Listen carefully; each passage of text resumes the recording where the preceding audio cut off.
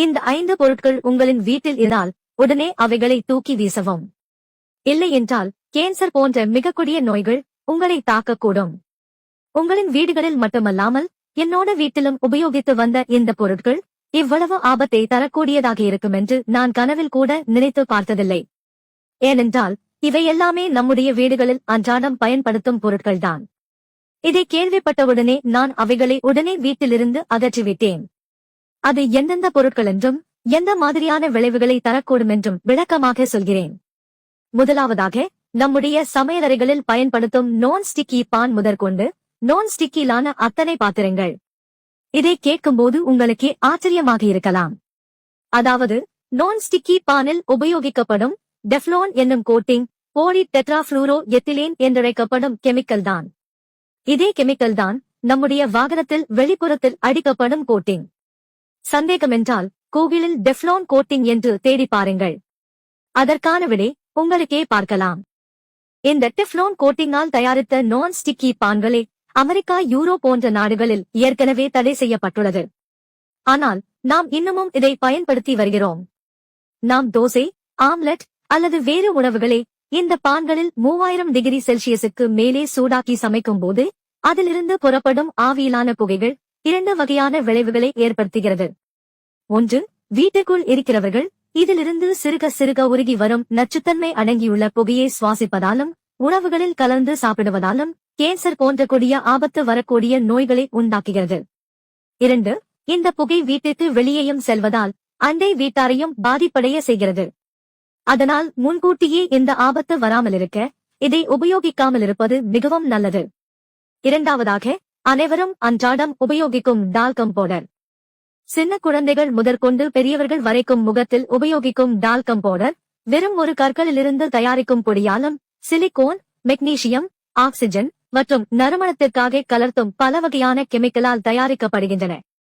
இதை முகத்தில் தடவுவதால் நறுமணத்தை தருவதே தவிர வேறெந்த பயனும் இல்லை.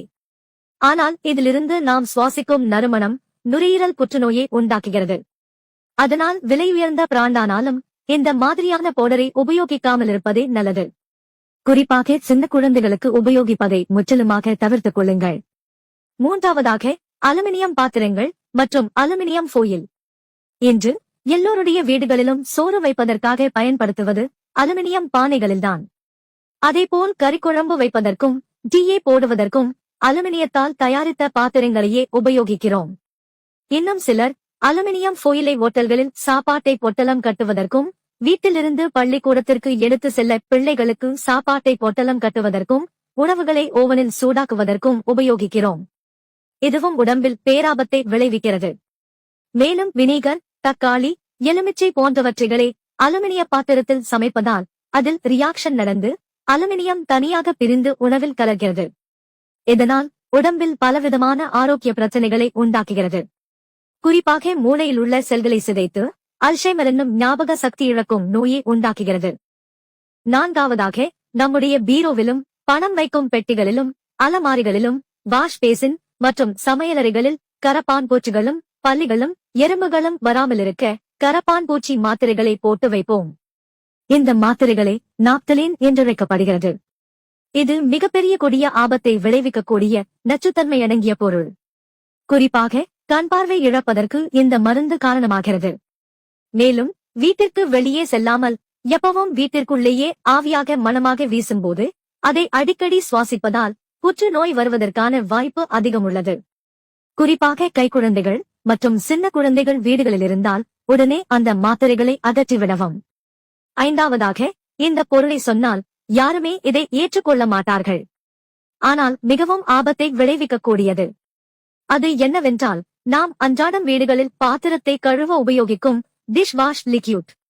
இந்த பொருளானது மிக குறுகிய வருடங்களிலேயே அனைவருடைய சமையலறைகளிலும் தற்பொழுது காண முடிகிறது.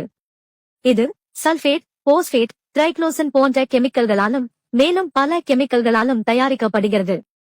இதை வைத்து பாத்திரத்தை கழுவியதற்கு பின் சுடுதண்ணீரில் அதே பாத்திரத்தை மீண்டும் கழுவினால் அந்த பாத்திரத்தை முகர்ந்து பார்க்கும்போது அந்த ஜெல்லின் வாசனை மாறாமல் அப்படியே காணப்படும்.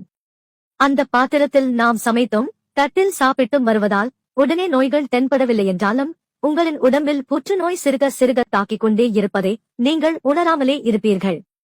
அது மட்டுமல்லாமல் இதே நுரையுடன் கூடிய தண்ணீரை நீங்கள் செடிகளுக்கு ஊத்தினால் அந்த செடிகளும் நாளடைவில் பட்டு போவதை பார்க்க முடியும். அந்த அளவிற்கு மிகவும் கொடிய விஷத்தன்மையுடைய பொருள்தான் டிஷ் வாஷ் லிக்யூட். அதனால் இந்த டிஷ் வாஷ் ஜெல்லிற்கு பதிலாக பாத்திரத்தை கழுவ சோப்பை பயன்படுத்தினால் மிகவும் நல்லது. இந்த 5 பொருட்களையும் உடனே உங்களின் வீட்டிலிருந்து அகற்றாவிட்டால் அடிக்கடி மருத்துவமனைகளில் செல்ல நேரிடும்.